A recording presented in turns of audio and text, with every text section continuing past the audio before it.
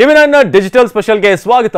ನಾನು ಅವಿನಾಶ್ ಶಿವನ್. T20 world cup ಬಹಳ interesting ಫೇಸ್ಗೆ ಬಂದಿದೆ. ಯಾಕಂದ್ರೆ ಸೂಪರ್ 8 ಆಲ್ಮೋಸ್ಟ್ 4 ಒಂದು ಗ್ರೂಪ್ನಿಂದ ಎರಡು ತಂಡಗಳೀಗ ಸೂಪರ್ 8ಗೆ ಬಂದಿರೋದು. ನಿರೀಕ್ಷೆ ಹಾಗೆ ನಮ್ಮ ಒಂದು ಗ್ರೂಪ್ನಿಂದ ಭಾರತ ಮತ್ತು USA ಬಂದಿರೋದು. ಹಾಗೆ ಟೋಟಲ್ ಆಗಿ ಯಾರ್ಯಾರು ಬಂದಿದ್ದಾರೆ ಅಂತ ಒಂದಷ್ಟು ಇನ್ಫಾರ್ಮೇಷನ್ ಕೊಡ್ತಾ ಮುಂದೆ ಏನಾಗ್ಬೋದು, ನಮ್ಮ ಎದುರಾಳಿಗಳು ಸೂಪರ್ 8ನಲ್ಲಿ 3 ಟೀಮ್ಗಳಿದೆ. ಅವ್ರ ಮೇಲೆ ಗೆಲ್ಲುವಂಥ ಚಾನ್ಸಸ್ ಏನೇನು ಒಂದಷ್ಟು ಚಾಲೆಂಜ್ಗಳು ಟೀಮ್ ಇಂಡಿಯಾಗೆ ಉಂಟಾಗುತ್ತೆ, ಎದುರಾಗುತ್ತೆ ಅನ್ನೋದ್ರ ಬಗ್ಗೆ ಕೂಡ ನಿಮಗೆ ಡೀಟೇಲ್ಸನ್ನು ನೀಡ್ತಾ ಹೋಗ್ತೀವಿ. ಆರಂಭಿಕವಾಗಿ ಸೆಮಿಗೆ ಬಂದಿರುವಂಥ ತಂಡಗಳು ಗ್ರೂಪ್ ಎನಲ್ಲಿ ಈಗ ಭಾರತ, ಹಾಗೇನೆ ಆಸ್ಟ್ರೇಲಿಯಾ, ಏನು ಅಫ್ಘಾನಿಸ್ತಾನ್ ಮತ್ತು ಬಾಂಗ್ಲಾ. ಏನು ಮತ್ತೊಂದು ಗ್ರೂಪ್ ಬಿ, ಅದರಲ್ಲಿ ವೆಸ್ಟ್ ಇಂಡೀಸ್ ಟೀಮ್ ಅದ್ಭುತವಾಗಿ ಆಡ್ತಿದ್ದಾರೆ. ವೆಸ್ಟ್ ಇಂಡೀಸ್ ಈ ಬಾರಿ T20 ಅಂತಂದರೆ ಅವರೊಂದು ಬೇರೆ ಒಂದು ರೇಂಜಲ್ಲೇ ಇರ್ತಾರೆ. ಇನ್ನೊಂದು ಕಡೆ ಸೌತ್ ಆಫ್ರಿಕಾ, ಇಂಗ್ಲೆಂಡ್ ಸ್ವಲ್ಪ ಪ್ರಶ್ನೆಗಳಿತ್ತು ಬರ್ತಾರಾ ಏನು ಅಂತ, ಬಟ್ ಕಂಫರ್ಟೇಬಲಿ ಅವರು ಸೂಪರ್ 8ಗೆ ಬಂದಿದ್ದಾರೆ.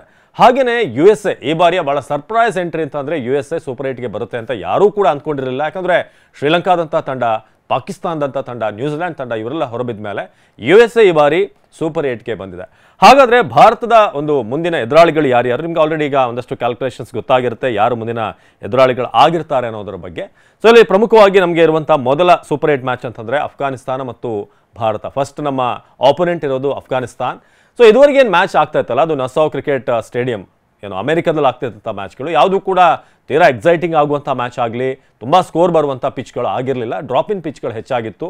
ಯಾವ ರೀತಿ ಬಾಲ್ ವರ್ತನೆ ಮಾಡುತ್ತೆ ಅನ್ನೋದೇ ಬ್ಯಾಟ್ಸ್ಮನ್ಗಳಿಗೆ ಒಂದು ಸ್ವಲ್ಪ ಕನ್ಫ್ಯೂಷನ್ ಆಗ್ತಾ ಇತ್ತು. ಬೌಲರ್ಗಳಿಗೆ ಒಂದಷ್ಟು ಪೂರಕವಾದಂಥ ಪಿಚ್ಚನ್ನು ನಾವು ಅಮೆರಿಕದಲ್ಲಿ ನೋಡಿದ್ವಿ, USA ಪಿಚ್ಗಳಲ್ಲಿ.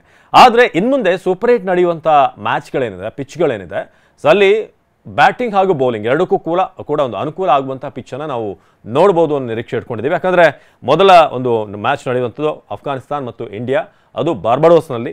ಅಲ್ಲೂ ಕೂಡ ಒಂದು ಈಕ್ವಲ್ ಒಂದು ಪೇಸ್ ಇರುವಂಥ ಬ್ಯಾಟಿಂಗ್ಗೆ ಹಾಗೇನೆ ಬೌಲಿಂಗು ಕೂಡ ಸಹಕಾರಿ ಆಗುವಂಥ ಪಿಚ್ ಆಗುತ್ತೆ ಅಂತ.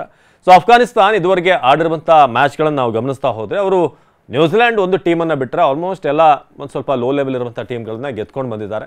ಇವತ್ತು ಕೂಡ ನ್ಯೂಜಿಲೆಂಡ್ ವೆಸ್ಟ್ ಇಂಡೀಸ್ ವಿರುದ್ಧ ಆಗ್ತಿರುವಂಥ ಮ್ಯಾಚ್ನಲ್ಲೂ ಕೂಡ ಆಲ್ಮೋಸ್ಟ್ ಅವರು ಗೆಲ್ಲುವಂಥ ಸಾಧ್ಯತೆಗಳು ಕಡಿಮೆ ಅನ್ನೋ ರೀತಿಯಾಗಿದೆ. ಹಾಗಾಗಿ ಅಫ್ಘಾನಿಸ್ತಾನ ಮೊದಲ ಒಂದು ಟೀಮ್ ನಮ್ಮ ಎದುರಾಳಿ. ಅಫ್ಘಾನಿಸ್ತಾನ ಯಾವ ಟೈಮಲ್ಲೂ ಕೂಡ ಪುಟಿದೇಳುವಂಥ ಒಂದು ತಂಡ, ಒಳ್ಳೆ ಟ್ಯಾಲೆಂಟ್ಗಳು ಇರುವಂಥ ತಂಡ. ಹಾಗಾಗಿ ನಾವು ಆರಂಭದ ಪಂದ್ಯದಲ್ಲೇ ಒಂದಷ್ಟು ಜಾಗರೂಕವಾಗಿ ಕಣಕ್ಕಿಳಿಬೇಕಾದಂಥ ಅವಶ್ಯಕತೆ ಇದೆ. ಅಫ್ಘಾನಿಸ್ತಾನ್ ಆದಮೇಲೆ ನಮ್ಮ ಅಪೋನೆಂಟ್ ಇರೋದು ಬಾಂಗ್ಲಾದೇಶ ನಿಮಗೆಲ್ಲ ಗೊತ್ತಿರೋ ಹಾಗೆ ಯಾವ ಟೈಮ್ನಲ್ಲಿ ಅವ್ರು ಪೀಕ್ ಆಗ್ತಾರೆ, ಎಲ್ಲಿ ಸರ್ಪ್ರೈಸ್ಗಳನ್ನು ಕೊಡ್ತಾರೆ.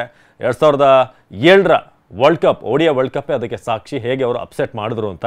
ಅದಾದಮೇಲೆ ನಮಗೆ ಇರುವಂಥ ಮೇನ್ ಎದುರಾಳಿ ಅಂತಂದರೆ ಈ ಬಾರಿ ಏಕದಿನ ವರ್ಲ್ಡ್ ಕಪ್ನಲ್ಲಿ ನಮ್ಮ ಎದುರಾಳಿ ಆಗಿದ್ದಂತಹ ಆಸ್ಟ್ರೇಲಿಯಾಗೆ ಈಗ ಪೇ ಬ್ಯಾಕ್ ಟೈಮ್ ಅಂತ ಹೇಳಬೇಕು. ನಾವು ವರ್ಲ್ಡ್ ಕಪ್ ಫಿನಾಲೆ ತಲುಪಿದ್ವಿ, ಅದಾದಮೇಲೆ ನಾವು ಸೋತಂಥ ರೀತಿ, ಆದಂಥ ಡಿಸಪಾಯಿಂಟ್ಮೆಂಟ್, ಇದೆಲ್ಲಕ್ಕೂ ಕೂಡ ರಿವೆಂಜ್ ಕೊಡುವಂಥ ಟೈಮ್ ಬಂದಿದೆ. ಸೂಪರ್ 8ನ ಕೊನೆಯ ಪಂದ್ಯ ನಮಗೆ ಆಸ್ಟ್ರೇಲಿಯಾ ವಿರುದ್ಧ ಇದೆ.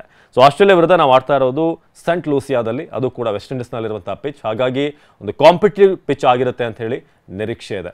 ಈ 3 ಎದುರಾಳಿಗಳನ್ನೇ ನಾವು ಫೇಸ್ ಮಾಡಿದ್ರೆ ಮುಂದೆ ನಮಗೆ ಸಿಗಬಹುದಾದಂಥ ಪ್ರಾಬಬಲ್ ಸ್ಟ್ರಾಂಗೆಸ್ಟ್ ಆದಂಥ ಟೀಮ್ ಅಂದರೆ ಮೇ ಬಿ ಸೌತ್ ಆಫ್ರಿಕಾ ಮತ್ತು ವೆಸ್ಟ್ ಇಂಡೀಸ್ ಅಂತ ಹೇಳಲಾಗ್ತಾ ಇದೆ. ನ್ಯೂಜಿಲೆಂಡ್ ಒಂದಷ್ಟು ಅಪ್ಸ್ ಆ್ಯಂಡ್ ಡೌನ್ಸ್, ತೀರಾ ಟೀಮ್ ಆಗಿ ಅವ್ರು ಕ್ಲಿಕ್ ಆಗಿಲ್ಲ. ಒಂದು ವೇಳೆ ನಾವು ಈ ಸೂಪರ್ 8ನಿಂದ ಮುಂದೆ ಹೋದಂಥ ಸಂದರ್ಭದಲ್ಲಿ ಸೆಮಿಫೈನಲಲ್ಲಿ ನಾವು South Africa or West Indies ಇಂಥ ಟೀಮನ್ನು ಫೇಸ್ ಮಾಡ್ಬೋದು ಅನ್ನೋ ನಿರೀಕ್ಷೆ ಈಗ ಇದೆ. ಅದಾದಮೇಲೆ ಫಿನಾಲೆ, ಅಲ್ಲಿವರೆಗೆ ಸಾಕಷ್ಟು ಚಾಲೆಂಜಸ್ ಇದೆ. ಒಂದೊಂದಾಗಿ ಮ್ಯಾಚ್ ಬೈ ಮ್ಯಾಚ್ ಈಗ team India, Rohit Sharma and gang ಅಥವಾ ರೋಹಿತ್ ಶರ್ಮಾ ಆ್ಯಂಡ್ ಟೀಮ್ ಈಗ ತೆಗೆದುಕೊಂಡು ಹೋಗುತ್ತೆ, ಪ್ಲ್ಯಾನ್ ಮಾಡ್ತಾ ಹೋಗುತ್ತೆ. ಮುಖ್ಯವಾಗಿ ಇಲ್ಲಿ ಏನು ನಾವು ಚೇಂಜಸ್ಗಳನ್ನು ಮಾಡ್ಕೊಳ್ಬೇಕು ಅನ್ನೋದ್ರ ಬಗ್ಗೆ ಕೂಡ ಚರ್ಚೆ ಆಗಿತ್ತು. ಆದರೆ ಸದ್ಯಕ್ಕೆ ಒಂದು ಸೆಟಲ್ಡ್ ಟೀಮ್ ಇದೆ. ಕೊನೆಯ ಮ್ಯಾಚ್ ಕೂಡ ಆಗಲಿಲ್ಲ. ಕೆನಡಾ ಮೇಲೆ ಏನಾದರೂ ಪ್ರಾಕ್ಟೀಸ್ ಮ್ಯಾಚ್ ಆಗಿದ್ರೆ ಉಳಿದವ್ರಿಗೆ ಜೈಸ್ವಾಲ್, ಸ್ಯಾಮ್ಸನ್ ಇವರಿಗೆ ಚಾನ್ಸ್ ಸಿಗ್ತಾ ಇತ್ತು. ಆದರೆ ಅವ್ರಿಗೂ ಕೂಡ ಈಗ ಬ್ಯಾಟಿಂಗ್ ಚಾನ್ಸ್ ಸಿಕ್ಕಿಲ್ಲ. ಡೈರೆಕ್ಟಾಗಿ ಸೂಪರ್ 8ನಲ್ಲಿ ಈಗ ನಾವು ಫೇಸ್ ಮಾಡಬೇಕಾಗುತ್ತೆ. ಆದರೆ ಒಂದು ಅಮೆರಿಕಾದ ಕಂಡೀಷನ್ಸ್ ಹಾಗೇನೆ ವೆಸ್ಟ್ ಇಂಡೀಸ್ನ ಕಂಡೀಷನ್ಸ್ ಒಂದಷ್ಟು ಡಿಫರೆನ್ಸ್ ಇದೆ.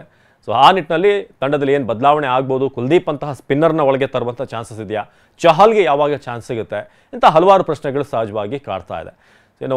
ಭಾಳ ಮುಖ್ಯವಾಗಿ ನಮಗೆ 3 ಹರ್ಡಲ್ ದಾಟಿದ್ರೆ ಮುಂದಿರುವಂಥದ್ದು ಕೂಡ ಒಂದು ಟಫ್ ಟೀಮ್ ಸಿಗುತ್ತೆ ಸೆಮಿಫೈನಲಲ್ಲಿ. ಅದಾದಮೇಲೆ ಇರುವಂಥದ್ದು ಒಟ್ಟು 5 ಮೆಟ್ಟಲು ಅಂತ ಹೇಳ್ಬೋದು ಕಪ್ಪನ್ನು ಗೆಲ್ಲೋದಕ್ಕೆ. ಪಾಕಿಸ್ತಾನದ ಬಗ್ಗೆ ಒಂದು ವಿಚಾರ ಕೊನೆಯದಾಗಿ ಹೇಳಬೇಕು. ಪಾಕಿಸ್ತಾನ ಟೀಮ್ನ ಕೋಚ್ ಆಗಿರುವಂಥ ಹೊಸ ಕೋಚ್ ಆಗಿ ಬಂದರು ಗ್ಯಾರಿ ಕಸ್ಟನ್, ಅವರ ಪರ್ಫಾರ್ಮೆನ್ಸ್ ಬಗ್ಗೆ ಒಂದು ಮಾತನ್ನು ಹೇಳಿದ್ದಾರೆ. ನಾನು ಇಂಥ ಟೀಮನ್ನು ನೋಡೇ ಇಲ್ಲ, ಒಬ್ಬರು ಉತ್ತರಕ್ಕಾದರೆ ಇನ್ನೊಂದು ದಕ್ಷಿಣಕ್ಕೆ ಇರ್ತಾರೆ ಅಂತ ಪ್ಲೇಯರ್ಗಳು. ಒಂದು ಕೋಆರ್ಡಿನೇಷನ್ ಇಲ್ದಿರುವಂಥ ಟೀಮ್ ಇದು ಪಾಕಿಸ್ತಾನ. ಹಾಗಾಗಿ ಲೀಗ್ ಹಂತದಲ್ಲೇ ಸೋಲ್ಬೇಕಾಯಿತು ಅಂತ ಗ್ಯಾರಿ ಕಸ್ಟನ್ ಕೂಡ ಹೇಳಿದ್ದಾರೆ. ಇದಾಗಿತ್ತು ಈ ಸೂಪರ್ 8ನ ಸಂಬಂಧಪಟ್ಟ ಹಾಗೆ ಒಂದು ಪ್ರಿವ್ಯೂ. ಯಾರ್ಯಾರು ನಾವು ಫೇಸ್ ಮಾಡ್ತಾ ಇದ್ದೀವಿ, ಏನೇನು ಆಗ್ಬೋದು ಅನ್ನೋದ್ರ ಬಗ್ಗೆ. ಮುಂದೆ ಸೂಪರ್ 8ನ ಮ್ಯಾಚ್ ಬರೋಕ್ಕೆ ಮುಂಚೆ ಇನ್ನಷ್ಟು ಡೀಟೇಲ್ಸನ್ನು ನಿಮಗೆ ಮುಂದಿನ ವೀಡಿಯೋದಲ್ಲಿ ಕೊಡ್ತಾ ಹೋಗ್ತೀವಿ. ನಿರಂತರ ಸುದ್ದಿಗಾಗಿ ನೋಡ್ತಾ ಇರಿ ಟಿವಿ9.